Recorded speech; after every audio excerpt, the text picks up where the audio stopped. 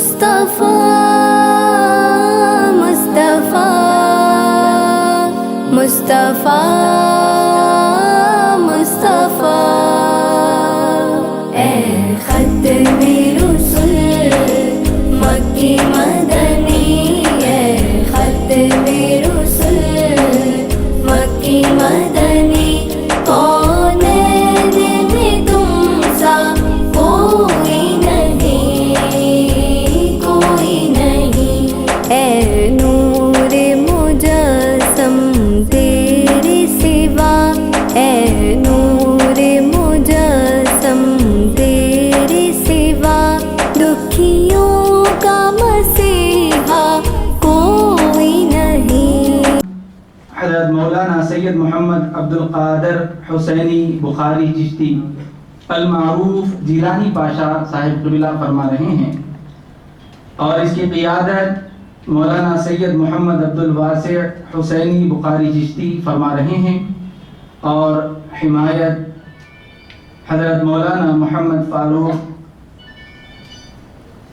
یعنی ہمارے ہر دل عزیز باسط صاحب قبلہ فرما رہے ہیں، جو رونق اسٹیج ہیں۔ مہمان علماء کرام کی آمد کا سلسلہ جاری ہے۔ معزز سامعین کرام، اللہ تبارک و تعالی نے کائنات دنیا کو جب وجود بخشا تو اللہ تبارک و تعالی نے اپنے جلال کے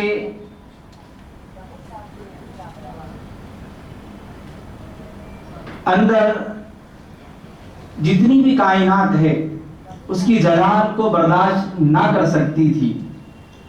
حضرت عبداللہ شاہ صاحب قبلہ رحمۃ اللہ علیہ نے بڑی پیاری بات یہاں پر لکھی ہے کہ اللہ تبارک و تعالیٰ نے پوری کائنات کو اپنے مقام پر باقی رکھنے کے لیے جو چیز سب سے پہلے رب نے پیدا کی وہ نور محمد تھا صلی اللہ علیہ وسلم۔ بڑی غور طلب بات ہے کہ جس کائنات کا زندہ رہنا نور محمدی کے صدقے میں ٹھہرایا گیا، چاہے وہ کسی بھی مذہب کا ماننے والا کیوں نہ ہو، لیکن اس کی زندگی محمد عربی کے ٹکڑوں کی محتاج ہے۔ اللہ تبارک و تعالیٰ نے رسول اللہ صلی اللہ علیہ وسلم کو سب سے پہلے نور کی شکل میں نور محمدی کی تخلیق فرمائی۔ پھر ایک روایت جو مشہور ہے کہ جب قیامت قائم ہوگی اور جب قبروں سے اٹھایا جائے گا تو تب بھی کوئی چیز باقی نہ رہے گی سوائے اللہ کے، تو اللہ تبارک و تعالیٰ نے یہاں پر بھی حضور کی عظمت و شان اس انداز میں رکھی کہ حضور پاک علیہ السلام نے فرمایا کہ سب سے پہلے میری قبر شق ہوگی اور میں قبر سے نکلوں گا۔ تو یہاں پر بھی اللہ تبارک و تعالیٰ نے اس کے جلال کو محمد عربی کی رحمت کے ذریعے پوری دنیا پر اللہ تبارک و تعالیٰ نے رسول اللہ صلی اللہ علیہ وسلم کو پہلے اٹھا کر تمام کے لیے ایک آڑ رحمت بنایا۔ تو الغرض اللہ رب العزت نے قرآن مقدس میں جگہ جگہ مقامات پر رسول اللہ صلی اللہ علیہ وسلم کی عظمتوں کو، حضور پاک علیہ السلام کی شان کو اس نازک انداز میں بیان فرمایا ہے کہ ہماری عقل ششدر رہ جاتی ہے کہ اس درجے کا بھی اہتمام ہو سکتا ہے۔ قرآن وہ کتاب ہے جس کی شان میں اللہ رب العزت فرما رہا ہے ہدی للناس بھی فرمایا، ہدی للمتقین بھی فرمایا۔ یہ انسانوں کے لیے بھی ہدایت ہے، متقیوں کے لیے بھی ہدایت ہے۔ اب قرآن مکمل ہدایت بن کر ہمارے لیے اتارا گیا تو اب یہ قرآن کیا کہہ رہا ہے؟ تو فرمایا کہ حضور پاک علیہ السلام کی بارگاہ میں بیٹھنے والے صحابہ کرام جب گفتگو فرماتے تو بعض اوقات اپنی آوازیں اونچی ہو جاتی۔ نبی کریم علیہ السلام کی آواز سے کبھی آواز اونچی نظر آ جاتی۔ اللہ رب العزت نے قرآن میں آیت کریمہ کو نازل فرما دیا اور کہا کہ اپنی آوازوں کو میری حبیب کی آواز سے اونچی نہ رکھو۔ آپ بتائیں کیا صحابہ کرام علیہم رضوان کے ذہن میں بے ادبی کا بھی تصور آ سکتا تھا؟ ہرگز نہیں۔ بلکہ صحابہ کرام وہ مقدس جماعت کا نام ہے جن کے متعلق حضرت بانی جامعہ امام انوار اللہ فاروقی رحمۃ اللہ تعالی علیہ اپنی کتابوں میں خصوصاً بالخصوص انوار احمدی میں اس حدیث کو بیان فرماتے ہیں کہ حضور پاک علیہ الصلوۃ والسلام نے فرمایا کہ میرے صحابہ کرام کو برا مت کہو، بلکہ ان کی شان یہ ہے کہ اللہ تبارک و تعالیٰ نے عالم ارواح میں خلاصہ عرض کر رہا ہوں دو روایتوں کو ملا کر کہ حضور پاک علیہ الصلوۃ والسلام نے فرمایا کہ اللہ نے عالم ارواح میں تمام انسانوں کو جمع فرمایا اور سب کے قلب قلوب پر اللہ نے نظر ڈالی تو سب سے زیادہ ادب میں جھکے ہوئے دل میرے صحابہ کے تھے، تو جن کے دل ادب میں جھکے ہوئے تھے ان کو میرا صحابی بنایا۔ تو ان صحابہ کرام کو اللہ رب العزت تلقین فرما رہا ہے کہ اپنی آوازوں کو میری حبیب کی آواز سے اونچی نہ کرو ورنہ تمہارے اعمال حفظ کر لیے جائیں گے، تمہیں پتہ بھی نہیں چلے گا۔ پھر مقام پر اللہ رب العزت قرآن مقدس میں ارشاد فرما رہا ہے، یہ دو تین آیتیں اشارتاً عرض کرتے ہوئے اپنی گفتگو کو سمٹتا ہوا اپنی جگہ لے لوں۔ صحابہ کرام علیہم رضوان حضور پاک علیہ الصلوۃ والسلام کے پاس آتے، بیٹھتے، ان سے سرکار سے کچھ سوالات کرنا ہوتا تو وہ کرتے۔ اب ہر ایک اپنے لیے اعزاز سمجھتا حضور کی سنگت میں بیٹھنا، کیوں نہ ہو کہ ایسی صحبت کسی اور کی سنگت سے اتنی برکت نہیں مل سکتی کہ حضور پاک علیہ السلام کی ایک آن ایک لمحے کی صحبت ملنے والے ایمان کے ساتھ یہ تمام کائنات کے اولیاء ابدال سے افضل ہیں۔ وہ یہ مقدس حضور علیہ الصلوۃ والسلام کی سنگت ہے، اس حضور کی صحبت کی برکت ہے۔ تو صحابہ کرام علیہم رضوان حضور کے ساتھ بیٹھتے تو بعض اوقات گفتگو ختم بھی ہو جاتی تو اٹھ کر صحابہ کرام نہیں جاتے تھے، لیکن یہ حضور پر بار گزرتا تھا کیونکہ حضور رحمت للعالمین ہیں، سرکار اپنی زبان سے کیسا کہے کہ چلیے آپ نکل جائیے۔ اللہ رب العزت نے قرآن مقدس کی آیت نازل فرمائی اور کہا کہ جب تم میرے حبیب کی بارگاہ میں آؤ اور تم اپنا کام کر چکو، خلاصہ عرض کر رہا ہوں تاکہ مکمل بات سمجھ میں آئے، اپنا کام کر چکو فوری اٹھ کر چلے جاؤ۔ میرا حبیب بولنے میں شرماتا ہے، میں نہیں شرماتا۔ انداز دیکھے، میرا حبیب تمہیں اٹھ کر جاؤ کہنے میں جھجک محسوس کرتے ہیں، لیکن میں کیوں شرماؤں؟ اللہ اکبر، اللہ اکبر۔ اب اللہ کی محبت کا اندازہ دیکھے حضور کے ساتھ، حضور پاک علیہ السلام کی بارگاہ میں تھوڑی دیر زیادہ بیٹھ جائے تو اللہ قرآن میں آیت نازل فرما رہا ہے، اور اس آیت کو ہدی للناس کے ذریعے اللہ قرآن کو کہہ رہا ہے، یہ قرآن ہدایت ہے متقیوں کے لیے۔ ہدی للناس بھی فرمایا، ہدی للمتقین بھی فرمایا، انسانوں کے لیے بھی ہدایت ہے، متقیوں کے لیے بھی ہدایت ہے۔ پھر ایک اور مقام پر اللہ رب العزت حضور پاک علیہ الصلوۃ والسلام کی شان اور عظمت میں اس انداز میں بیان اللہ رب العزت فرما رہا ہے، اور آپ دیکھیں قرآن مقدس کی اب آپ تلاوت کریں گے تو سب سے پہلی آیت جس میں اللہ نے ایمان والوں کو حکم فرمایا، یا ایھا الذین آمنو کہہ کر، پہلے پارے میں صلاۃ سے پہلے ہے یہ، اس سے پہلے یا ایھا الذین آمنو کہہ کر کسی بھی آیت میں نہیں کہا گیا۔ قرآن میں سب سے پہلے جس آیت میں یا ایھا الذین آمنو کا خطاب آیا، اے ایمان والو، وہ کیا آیا؟ اللہ رب العزت ایمان والوں سے فرما رہا ہے کہ میرے حبیب کی بارگاہ میں جب تم بیٹھو، لا تقولوا راعنا، راعنا مت کہو، کیا نہ کہو؟ راعنا مت کہو۔ یا ایھا الذین آمنو، اے ایمان والو، لا تقولوا راعنا، ہرگز نہ کہو راعنا۔ اب عربی گرامر میں راعنا کا معنی کیا ہے؟ راعینا کا مطلب ہوتا ہے رعایت فرمائیے. اور اچھے انداز میں خلاصے کے ساتھ اگر کہا جائے گا صحابہ کرام کو کوئی بات سمجھ نہ آتی تو حضور پاک علیہ السلام سے یہ دوبارہ پھر فرمائیے، یہ سرکار ابھی جو آپ نے فرمایا ہے کہ پھر ایک مرتبہ ہم کو سمجھائیے، یہ کہنے کے واسطے عربی میں وہ کہتے تھے راعینا، حضور پھر ایک مرتبہ رعایت فرمائیے، نظر کرم فرمائیے.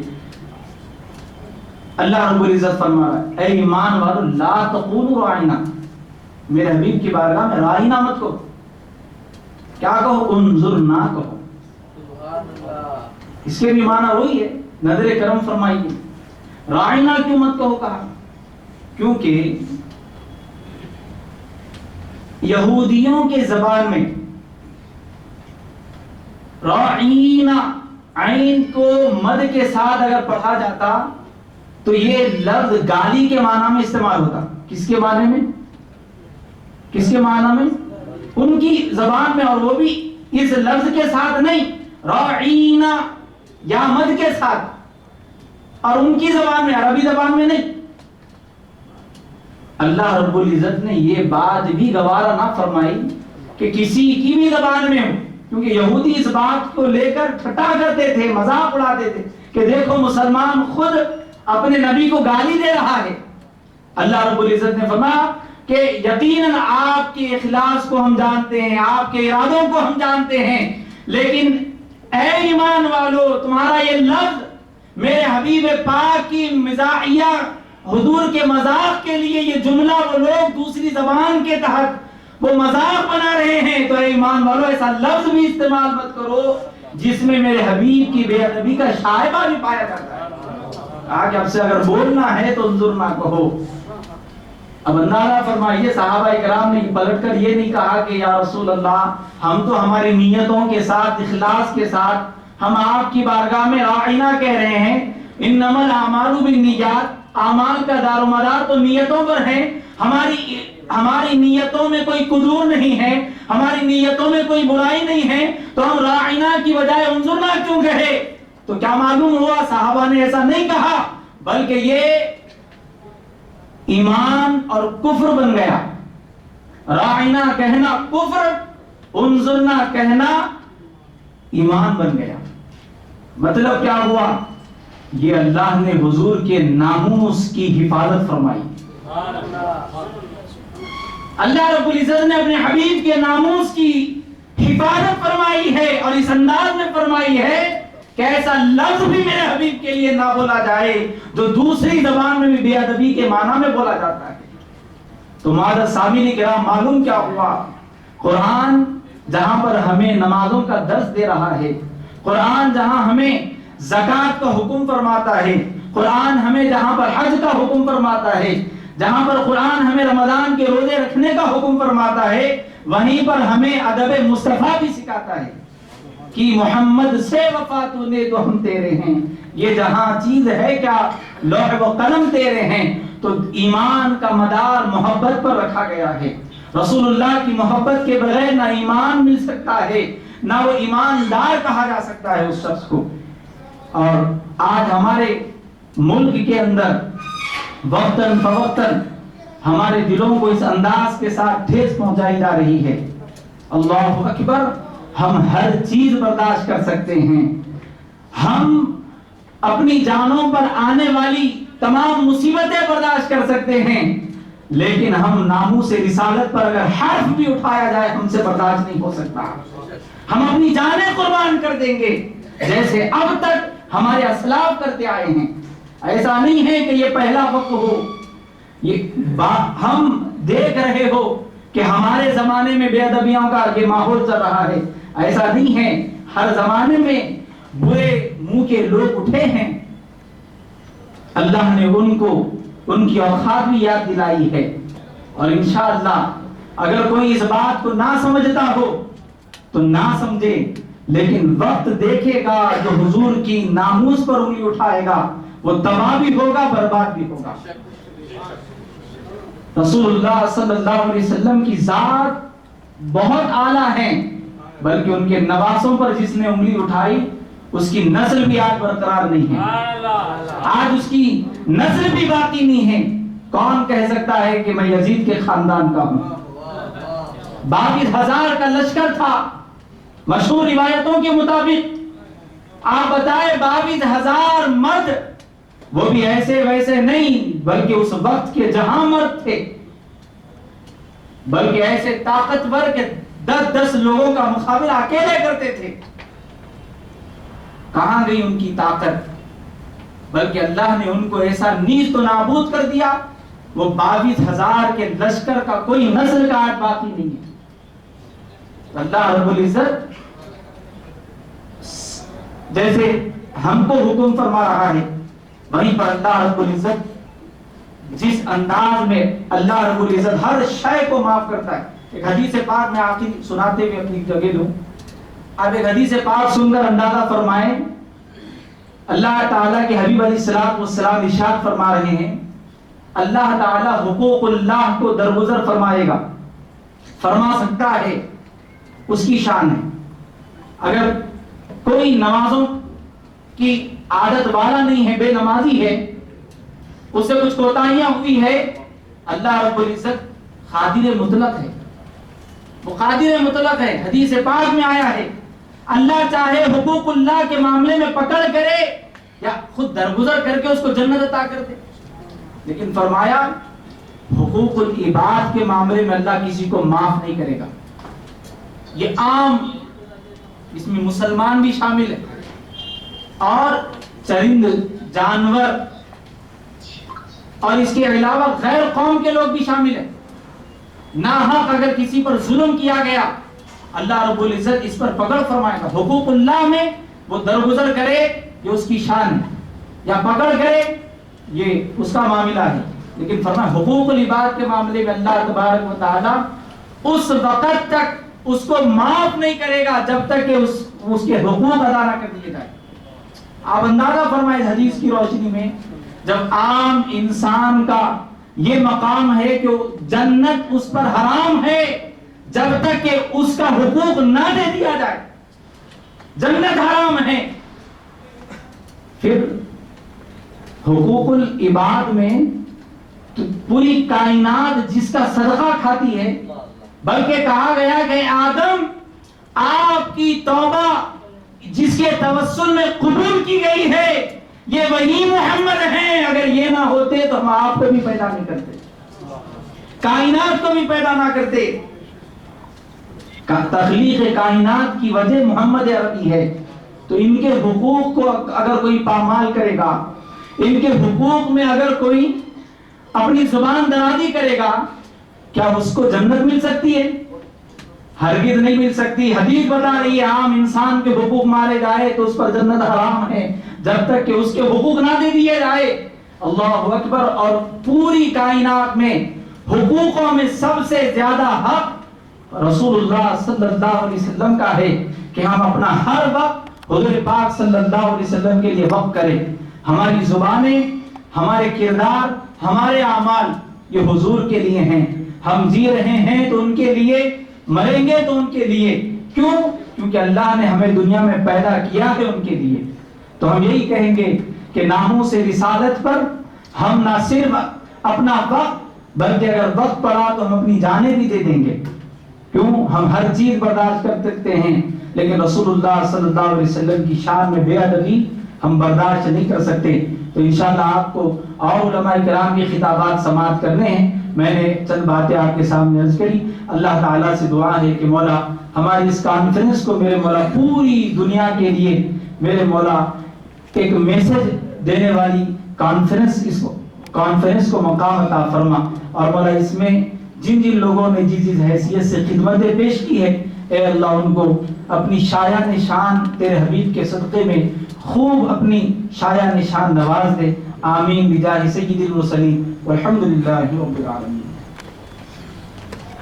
گزارش کروں گا حضرت علامہ مولانا حافظ سید یونس قادری صاحب اشرفی، حافظ سید یونس قادری صاحب اشرفی سے وہ آئے اور آپ سب سے خطاب کریں۔ یونس قادری صاحب علامہ جو ہے نعت پاک پیش کریں گے۔ قال الله تبارك وتعالى في شان حبيبه الكريم إن الله وملائكته يصلون على النبي يا أيها الذين آمنوا صلوا عليه وسلموا تسليما. بلند آواز سے پڑھیے اللهم صل على سيدنا حبيبنا محمد وعلى آل سيدنا محمد وبارك وسلم. صلاة والسلام عليك يا سيدي يا حبيبي يا رسول الله صلى الله تعالى عليه وسلم. یہاں پر بڑے بڑے علماء اکرام، بزرگان دین اور میڈیا والے بھی موجود ہیں. یہ جو ناموس رسالت پہ جو یہاں پر کانفرنس رکھی گئی ہے، اس کانفرنس میں میں جو شریک ہوا ہوں، میں کتنی دور سے آیا ہوں، یہ میرے آقا کی محبت ہے. ایک تو میں آل رسول بھی ہوں اور عاشق رسول بھی ہوں اور یہ رسول کا امتی بھی ہوں اور یہ رسول کا غلام بھی ہوں. اس سرکار مدینہ علیہ السلام کی غلامی یعنی ان کا ثبوت پیش کرنے کے لیے میں یہاں پر حاضر ہوا ہوں. اللہ تبارک و تعالیٰ سے دعا ہے کہ جو یہ کانفرنس یہاں پر رکھی گئی ہے، سب سے پہلے ان سب حضرات کو میں مبارکباد دیتا ہوں. یہ حیدرآباد سے یہ کانفرنس میڈیا پلس کے ذریعے یہاں پر چھوٹی نظر آ رہی ہے. الحمدللہ یہ چھوٹی چنگاری سارے دنیا کے اندر یہ پیغام پہنچے گا کہ اس جامعہ انواریہ اور تصوف سینٹر اور ہمارے جتنے بھی مشائخین اکرام اور فاروق عزیز صاحب باسط صاحب کے ذریعے سے جو یہ آواز اٹھی ہے، الحمدللہ ثم الحمدللہ قابل مبارکباد ہے. میں 165 کلومیٹر دور سے بس کا سفر کرتے ہوئے یہاں پر حاضر ہوا ہوں. روڈوں پر نکل جاتے ہیں، طرح طرح کے فتنے ہو جاتے ہیں، مسلمانوں پہ ظلم ہو رہا ہے. اگر اسی طریقے سے خاموش رہ کر ہم جتنے بھی گستاخ، سرکار کے گستاخ ہو یا ولیوں کے گستاخ ہو، اسی طریقے سے سارے میڈیا والوں کو بلا کر اس طریقے سے اگر ہم یہ پیغام پہنچائیں گے تو انشاءاللہ تبارک و تعالی ہم کامیاب ہوں گے. اگر ہم روڈوں پر نکل جاتے ہیں، پتھر لے کے جاتا ہے کوئی، نام بدنام مسلمان کا ہوتا ہے. پتھر لانے والا کوئی اور ہے، بدنام مسلمان ہو رہا ہے. لفظ مسلمان سے ساری دنیا میں نفرت ہو چکی ہے. ہمارے اخلاق کو ہم ایسے پیش کرنا ہے، جب ہم بس میں جاتے ہیں، راستے میں جاتے ہیں، پڑوسیوں کے ساتھ رہتے ہیں، تو ہمارے حقوق ایسے ادا کرنا کہ سرکار مدینہ علیہ السلام کی جو سنت طریقے ہیں اس پہ ہم کو چلنا ہے. آج ہمارے حضرت قبلہ نورانی پاشا رحمت اللہ تعالی علیہ آج حیدرآباد میں موجود ہوتے، ہر مسجد میں آج یہ جو جلسہ یہاں ایک جگہ ہوا ہے، آج کی رات میں سارے مسجدوں کے اندر جلسے ہوتے تھے. یہاں پر بہت سارے لوگوں کو معلوم نہیں ہے یہ نورانی پاشا رحمت اللہ علیہ کون ہے، یہ کیسی ہستی ہے. ہم ان کو بچپن میں اپنی یہ ماتھے کی آنکھوں سے ان کو دیکھا ہے. عاشق رسول بہت ہے، لیکن ایسے عاشق رسول کو ہم نے نہیں دیکھا. بہت ہے، نہیں ہے بلکہ انکار نہیں ہے ہمارا، لیکن نورانی پاشا رحمت اللہ تعالی علیہ کے عاشق رسول جیسے عاشق رسول ہم نے نہیں دیکھا. آپ کے پاس اتنا جذبہ تھا، بہت بڑا جذبہ تھا. آج کی تاریخ میں فاروق بھائی کے ساتھ اگر آج فاروق بھائی حضرت نورانی پاشا رحمت اللہ علیہ کے ساتھ ہوتے تو آج ہے نا سارے حیدرآباد کے اندر جو گستاخ اولیاء موجود ہیں آج اس کے اوپر بڑی کارروائی کی جاتی. نعرہ تکبیر، نعرہ رسالت، نعرہ غوث، یا غوث، نعرہ خواجہ، یا خواجہ، علماء اہل سنت زندہ باد۔ تو محترم سامعین اکرام، ایک بات میں بتا کر نہ تشریف سنانا چاہتا ہوں، کیونکہ بہت سارے لوگ ہیں یہاں پر، اگر کھڑے ہو جائیں گے تو ساری رات نکل جائے گی، لیکن ٹائم نہیں ملے گا۔ بڑے بڑے علماء اکرام بھی تشریف لانے والے ہیں، مشائخ عظام آنے والے ہیں۔ تو محترم سامعین اکرام، یہاں پر ایک فقیر کا ایک چھوٹا سا مشورہ ہے۔ جتنے علماء اکرام مشائخین کو آپ نے اس کانفرنس کے ذریعے یہاں پر اخبارات میں میڈیا کے ذریعے سب کی تشہیر ہوئی ہے، انہی حضرات کو لے کر، اللہ والے حضرات کو لے کر آپ کوئی اچھے دانشور آپ سے ہو سکتا ہے، ریٹائرڈ اگر جج ہے چاہے غیر ہو، انشاءاللہ تبارک و تعالی سرکار مدینہ کے نام لینے پر وہ بھی سامنے آ جائے گا، آپ کے ساتھ آ جائے گا۔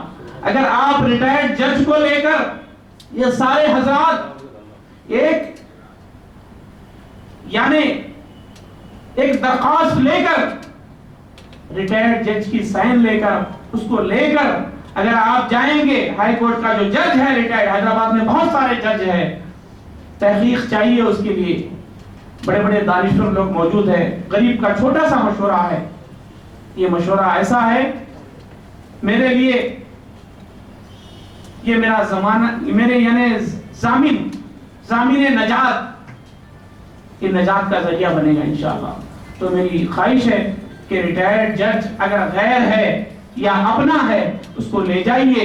یہ درخواست جو گستاخ رسول ہے، گستاخ خواجہ غریب النواز ہے، ان کے اوپر بڑی کارروائی کی جائے۔ وہ پیپر یہاں کے مقامی جو ہمارے جو سی ایم صاحب ہیں ان کے پاس چلا جائے، وہ پیپر سی ایم کے ذریعے، کلیکٹروں کے ذریعے وہ پی ایم تک چلا جائے، ہوم منسٹر تک چلا جائے۔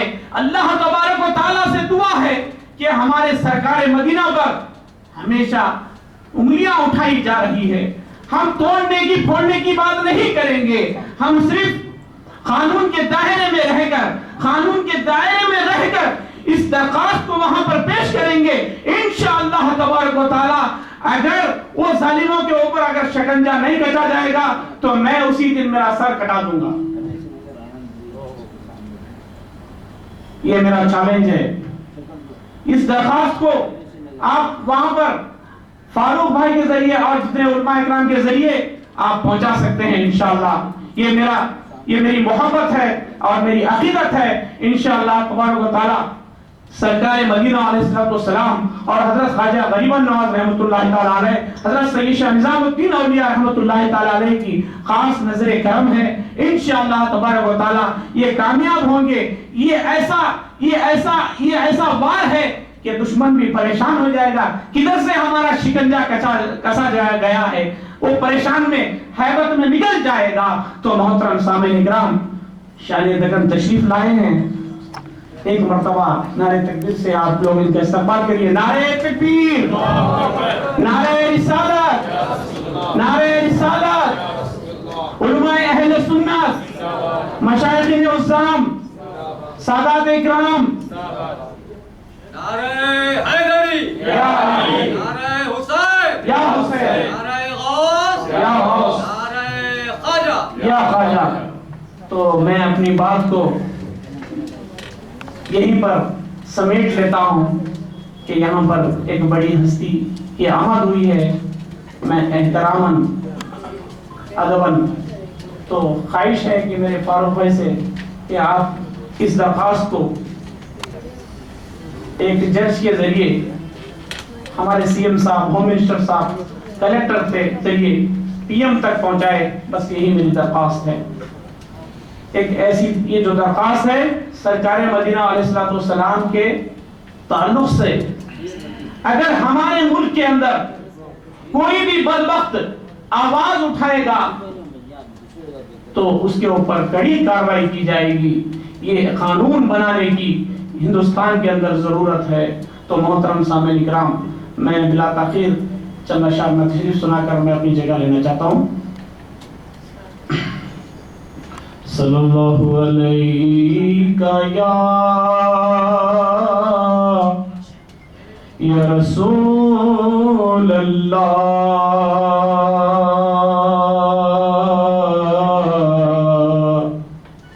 وسلم علیک یا حبیب اللہ میرے مصطفیٰ کے جیسا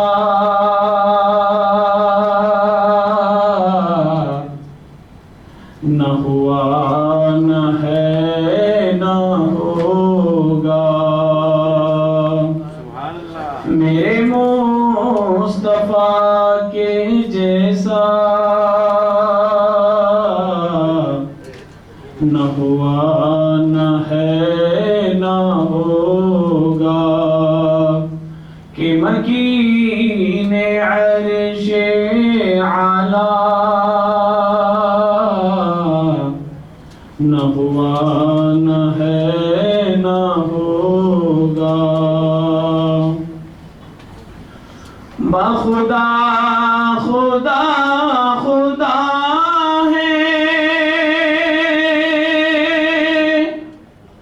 ہے نبی خدا کے بندے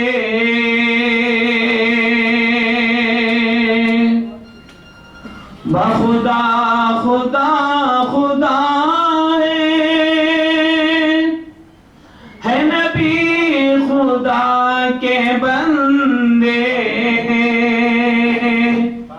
مگر ان کے جیسا بندہ نہ ہوا نہ ہے نہ ہوگا مگر ان کے جیسا بندہ نہ ہوا نہ ہے نہ ہوگا ہے نبی کا ایک سجدہ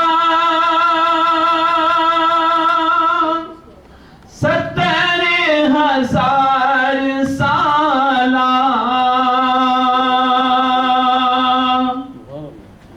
ہے نبی کا ایک سجدہ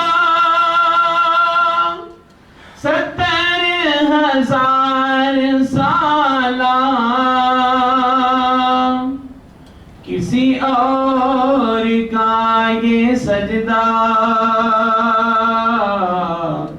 نہ ہوا نہ ہے نہ ہوگا کسی اور کا یہ سجدہ نہ ہوا نہ ہے نہ ہوگا میرے مصطفیٰ کے جیسا نہ ہوا نہ ہے نہ ہوگا کہ مکین عرش اعلی نہ ہوا نہ ہے نہ ہوگا